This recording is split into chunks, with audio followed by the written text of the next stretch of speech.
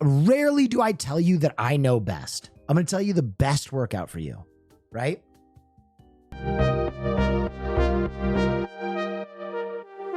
The gym is one of the cheapest things you can do. And for mental health, it is one of the best things you can do. Straight up. Straight up. Gym membership costs $25 a month, baby. I go to a shitty, cheap gym myself. I prefer the shitty, cheap gyms to the nice ones. I was at an Equinox. I couldn't hang there. Talking to me about, you're in the way of my shot. Stop dropping plates. I was like, shut the fuck up. I'm going to go back to the gyms that have rust on the bar where I can fucking get weird. You can ask Caroline, when am I at my happiest? It's when I'm at the gym. Straight up. I go to the gym every day, 2 hours every day. I will never be as happy or content on vacation as I am in the gym. Straight up. No break day? Nah. I'll go do hot yoga or I'll hike. Even in Japan? Yep. Ask Hassan Piker. I went to the gym every day. The one day I couldn't go to the gym, I went to a park with a jungle gym and I worked out. Yeah, he said you were insane. I mean, there's a reason that I'm like, you don't have rest days? I have active recovery days. I picked that up from CrossFit and I prefer it. I won't lift on my rest days, but I will do something active. So hot yoga, cycling, hiking, just something. What is hot yoga? Hot yoga is like you go to a room that has like a boiler in it and they turn up the temperature to a temperature that just makes you inherently sweat. And that like makes you more Gumby. You'll stretch better in a hot room.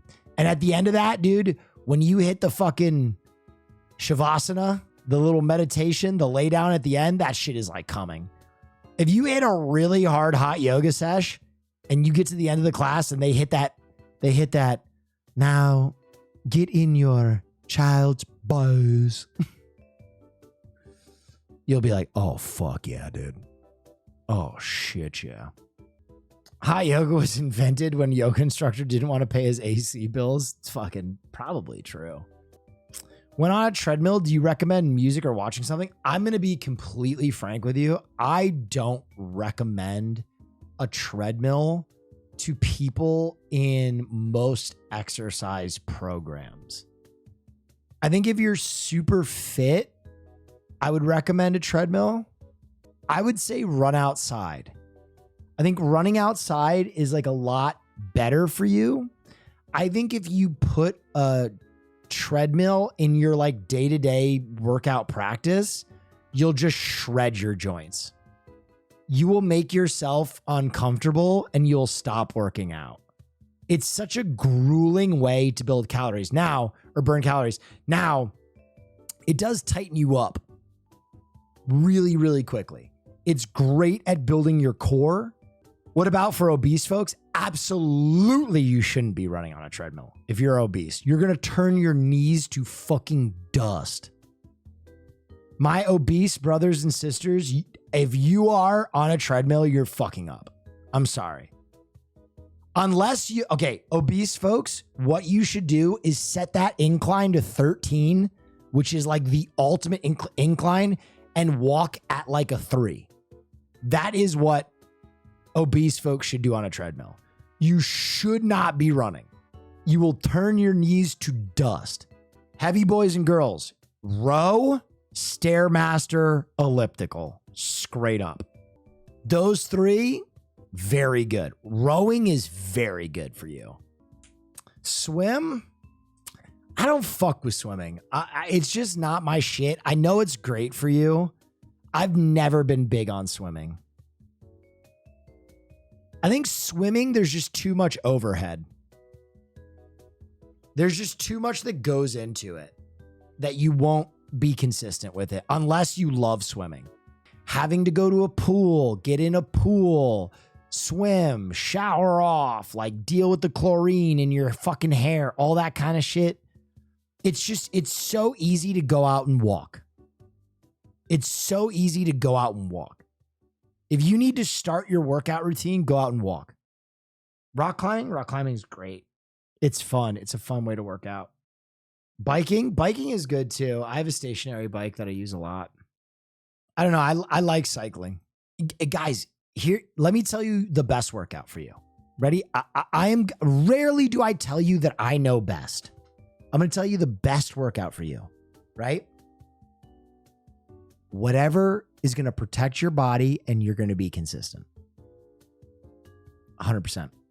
That's the best workout for you. I don't care if HIIT training is scientifically proven to put 80% more muscle mass on your body. If you do it one time and you're like, that was fucking misery, I never want to do this again, it's not the workout for you. Whatever you do as a workout and you're like, I enjoyed that, I can make that a daily thing, that's the best workout for you. Swimming, cycling, rowing, lifting, whatever. Are you a Peloton guy? I am. Peloton's good just because it's like having a fake personal trainer. Anything that's going to get you to push yourself. Skating is fun and a good workout. Didn't someone recently mention on Wine About It that she was over the Olympic sex? I'm sure. Do you have any advice for maintaining a good mental while maintaining a calorie deficit? You have to eat a lot of like roughage.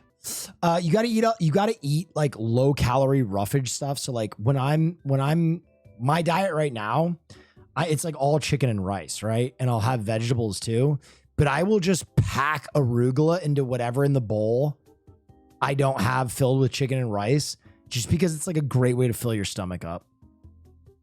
That helps me a lot. How do you season your chicken?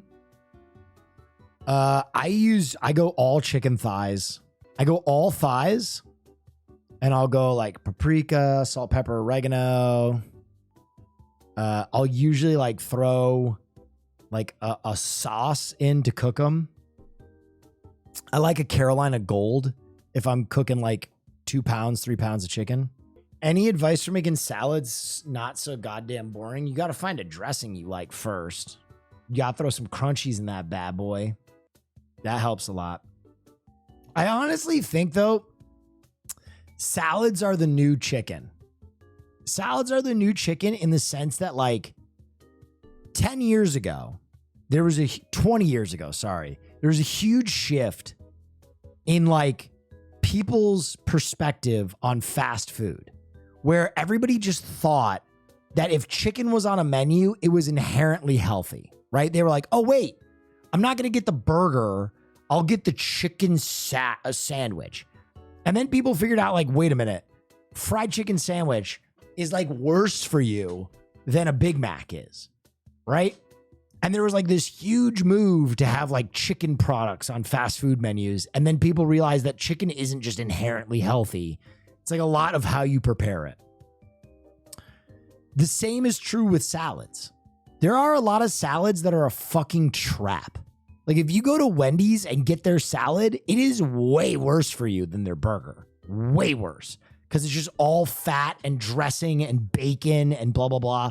So like, just don't assume that you're going to change your eating habits if like you are consuming your calories in salad form.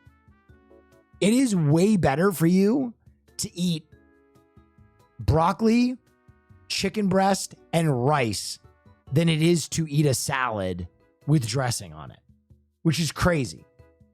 So if you find like a good honey mustard that you can put on your chicken and you slam that with broccoli and rice, you're good. Sweet green salads can creep up to 600 calories for a few. Way more. That piece of bread they give you, that's 200 calories right there. Their dressing, if you get an extra one, that's another 200 calories right there. Do you like Carolina Gold? I just said that I do. So I put it on my chicken. Doesn't sound biased at all, laughing my ass off. I mean, bro, I eat sweet greens all the time. And I just know my calorie count. My salad from sweet greens is 1,000 calories. Easy. I'm not American. Can anybody explain what sweet greens is? Sweet greens is like a very bougie salad spot. where they use like all fresh ingredients and shit. But like some of their salads get wild.